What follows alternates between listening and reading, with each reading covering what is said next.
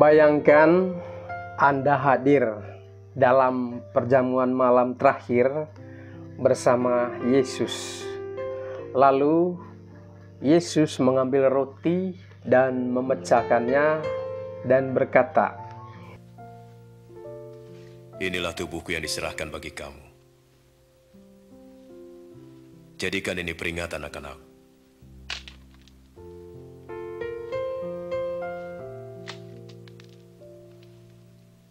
Cawan ini adalah perjanjian baru oleh darahku yang ditumpahkan bagimu.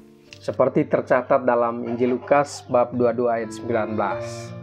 Teman-teman, seandainya Anda adalah salah satu murid Yesus, apakah Anda akan berpikir bahwa Yesus hanya berbicara secara simbolis, ataukah Yesus benar-benar memberikan tubuhnya sendiri? Nah, inilah pertanyaan besar yang akan membedakan iman Katolik dan juga banyak denominasi Protestan. Nah, bagi gereja Katolik, Ekaristi bukan hanya sekedar simbol, tetapi benar-benar tubuh Kristus dan darah Kristus. Untuk itu, mari kita renungkan bersama-sama video kali ini. Bagian yang pertama, kita akan membicarakan tentang Ekaristi menurut Yesus Kristus. Yesus tidak pernah mengatakan bahwa roti dan anggur hanya sekedar tanda.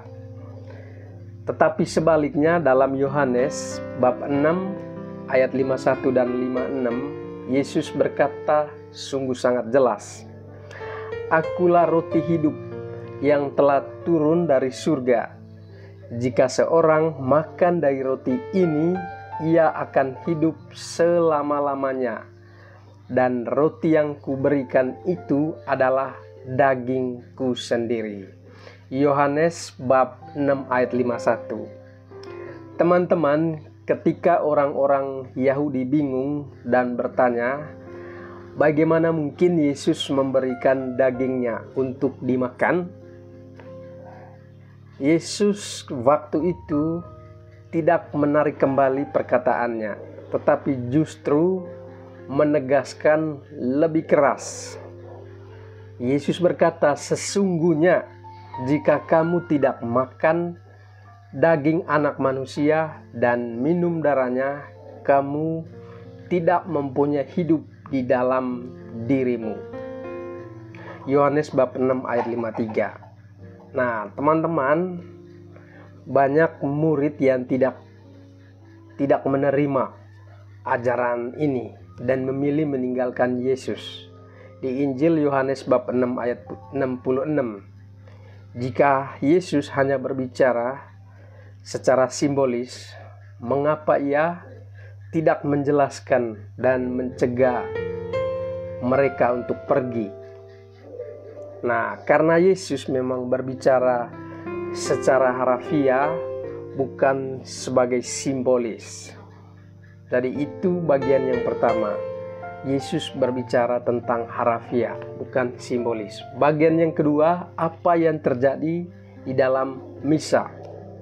Nah, di dalam misa kudus, imam mengulangi perkataan Yesus dalam perjamuan terakhir atau di Kamis Putih. "Terimalah dan makanlah, inilah tubuhku. Terimalah dan minumlah, inilah piala darahku." Itu adalah perkataan Yesus waktu perjamuan terakhir. Nah, melalui konsekrasi imam, roti dan anggur mengalami transubstansiasi, yaitu perubahan hakikat menjadi tubuh dan darah Kristus. Meskipun tetap tampak seperti roti dan anggur secara fisik, tetapi setelah dikonsekrasi, itu sudah menjadi tubuh dan darah Kristus. Ini bukan sihir atau metafora, tetapi misteri iman yang diwariskan dari para rasul hingga saat ini dalam gereja Katolik. Bagian yang ketiga, apa kata para bapak-bapak gereja? Nah, teman-teman, sejak abad pertama, para bapak gereja sudah menegaskan bahwa Ekaristi adalah benar-benar tubuh dan darah Kristus. Yang pertama dari Santo Ignatius dari Antioquia tahun 107 Masehi. Ia berkata, Ekaristi adalah daging Yesus Kristus yang menderita bagi dosa-dosa kita dan yang telah bangkit oleh Bapanya. Yang kedua, Santo Justinus Martir tahun 150 Masehi. Dia bilang, bukan roti biasa atau minuman biasa yang kita terima, tetapi kita menerima daging dan darah Yesus yang menjadi manusia atau Sang Sabda menjadi daging. Jika Ekaristi hanya simbol semata, mengapa para murid Yesus dan orang-orang Kristen awal rela mati untuk mempertahankan iman ini? Bagian yang keempat, teman-teman, apa konsekuensi jika Ekaristi hanya simbol atau hanya tanda? Banyak gereja Protestan percaya bahwa Ekaristi hanya peringatan simbol tanpa kehadiran nyata Yesus Kristus. Tetapi jika itu benar, maka yang pertama, kata-kata Yesus dalam Yohanes bab 6 tentu tidak akan masuk akal. Yang kedua, kalau tubuh dan darah Kristus hanya simbol, perjamuan malam terakhir atau Last Supper hanya menjadi ritual biasa tanpa kuasa keselamatan. Yang ketiga, kalau itu hanya simbol, pengorbanan Yesus tidak benar-benar dimakan seperti yang diajarkan oleh Yesus sendiri. Sebaliknya, jika kita percaya bahwa Ekaristi adalah tubuh dan darah Kristus, maka kita akan menerima kehidupan kekal seperti janji Yesus Kristus, atau dibangkitkan kembali pada akhir zaman. Nah, barang siapa makan dagingku dan minum darahku, ia mempunyai hidup yang kekal, dan aku akan membangkitkan dia pada akhir zaman. Di Yohanes bab 6 ayat 54, jaminannya kehidupan kekal dan dibangkitkan pada akhir zaman. Yang kelima, apa yang harus kita lakukan, teman-teman? Sebagai umat Katolik, tentu kita harus yang pertama mengimani bahwa Ekaristi adalah benar-benar tubuh dan darah Kristus yang nyata. Yang kedua yang perlu kita ingat, menyiapkan hati sebelum menerima Ekaristi, terutama dengan sakramen tobat.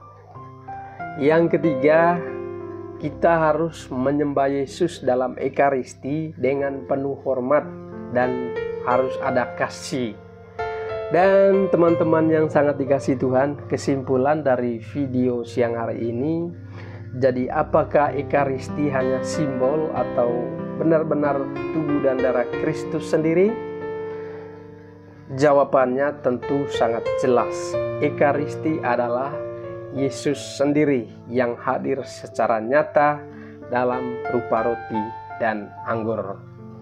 Maka untuk itu, teman-temanku sekalian, mari setiap kali kita menghadiri misa atau Ekaristi dan menerima tubuh Kristus, kita tidak hanya mengenang Yesus, tapi benar-benar bersatu dengannya dalam kasih yang sangat sempurna.